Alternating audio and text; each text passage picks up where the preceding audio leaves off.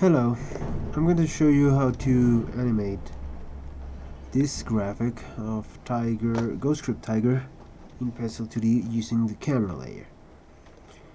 I'm also going to show you how to copy a vector artwork from Inkscape to Pencil2D.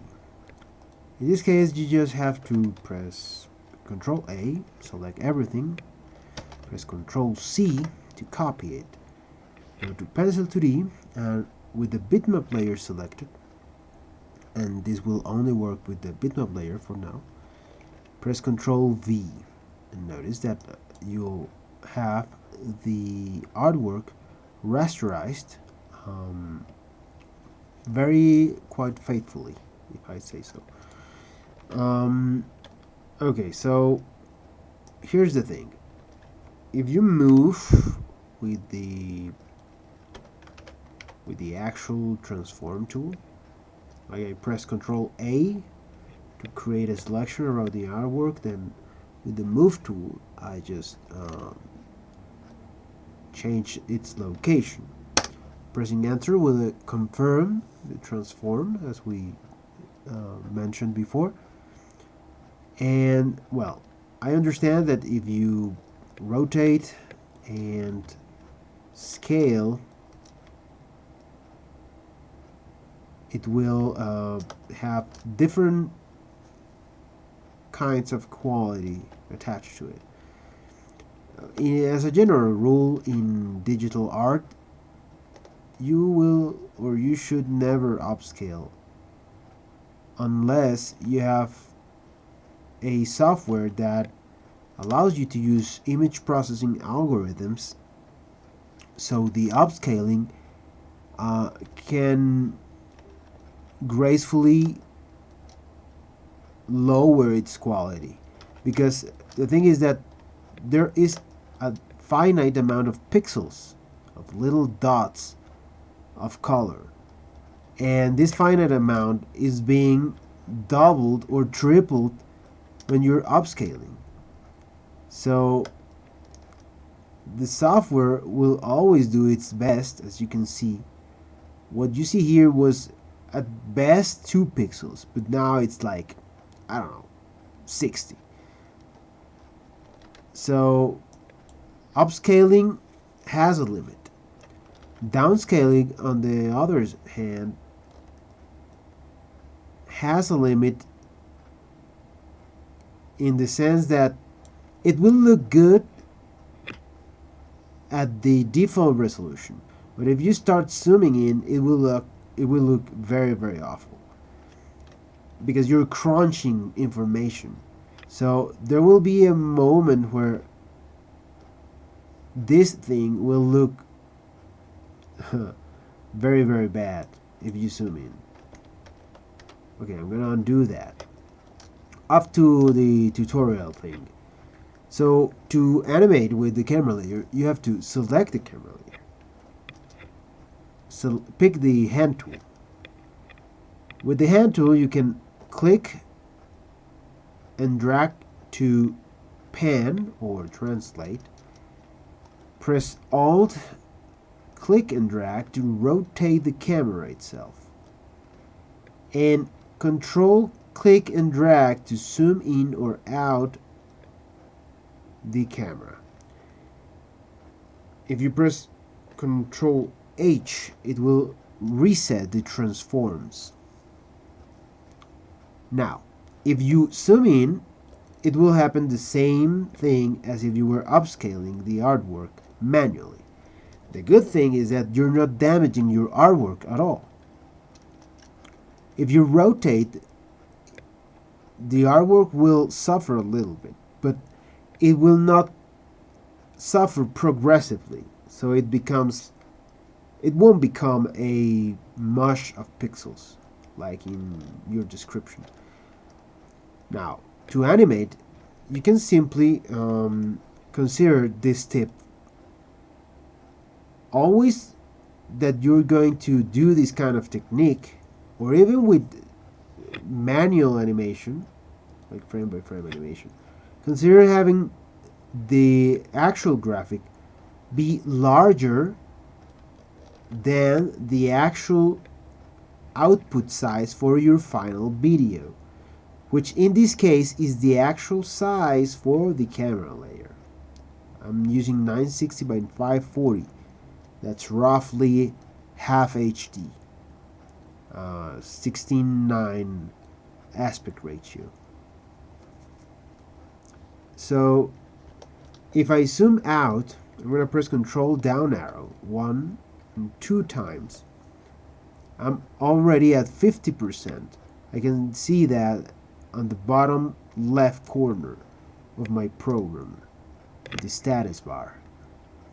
Now I'm going to click and drag the tiger all the way outside of the window. I'm going to move to frame, let's say 12. I'm going to make sure that my camera layer is still selected.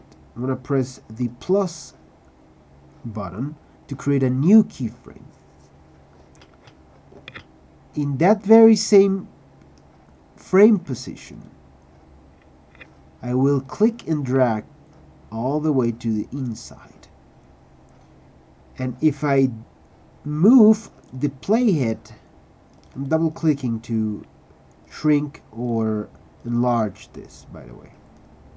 Notice that I have an automatic motion. Now this might be boring for some people, so let's say that I'm going to create a new keyframe. I'm going to move this here, and not only that, but I'm going to rotate. Notice something, that since I'm rotating the actual camera, the rotation occurs on the center of that camera. So if you create some kind of lines, let me just do this.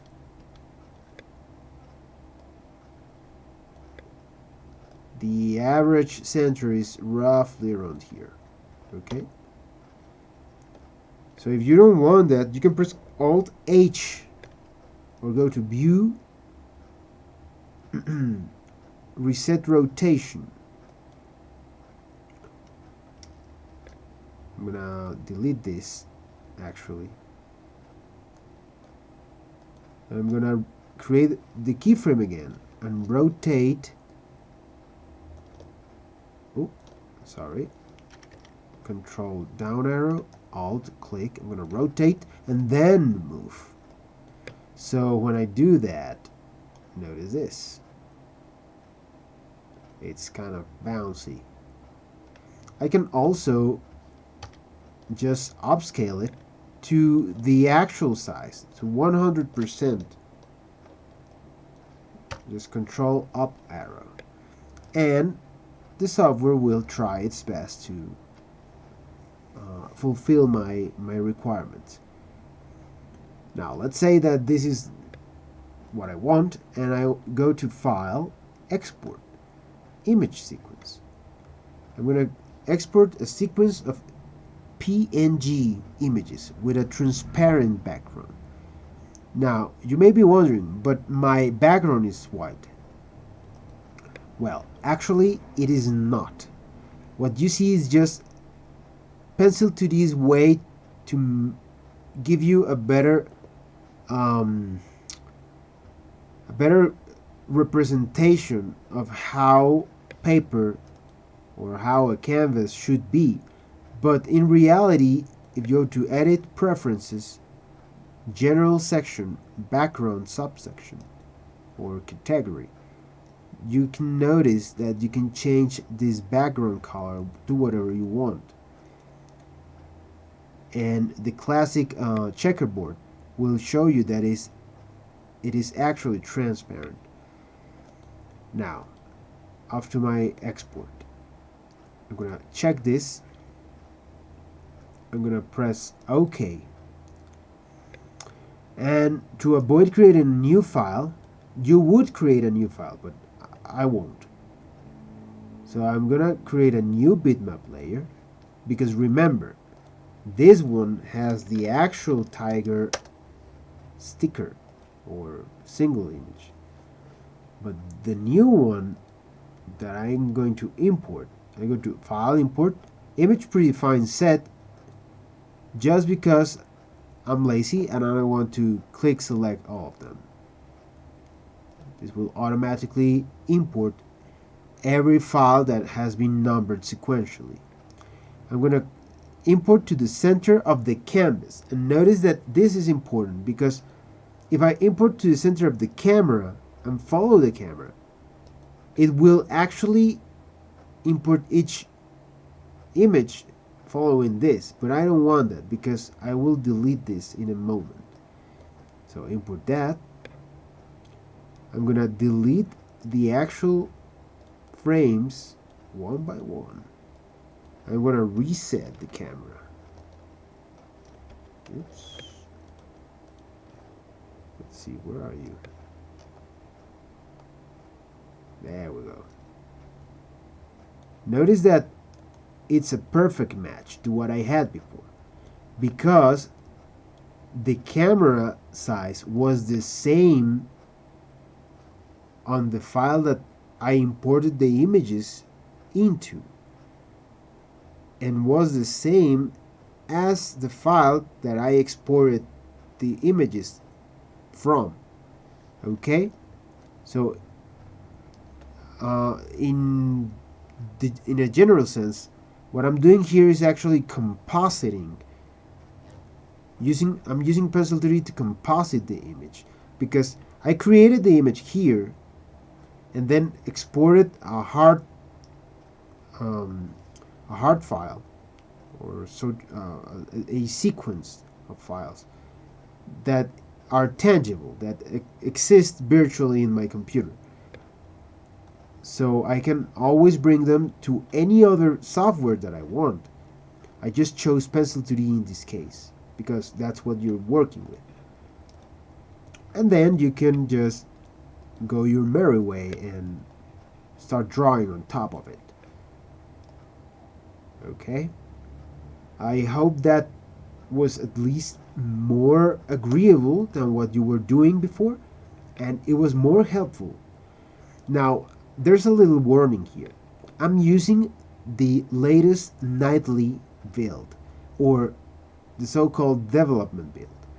You can then download those in www.pencil2d.org/download, and you have to scroll down a little bit to the section that says nightly build. If you go there and download the recent build, you will be able to have the fixes to the camera that allow you to actually move it. Because on the latest release, there are some issues with the camera where you don't see the animation inside the editor. However, the editor itself, while it doesn't show, the export does show correctly. Okay, so that's a little warning there for you. If you have any other question related to Pencil2D, please let us know, and well, we'll try our best to help you out. Okay, take care and have a good evening or night. Bye bye.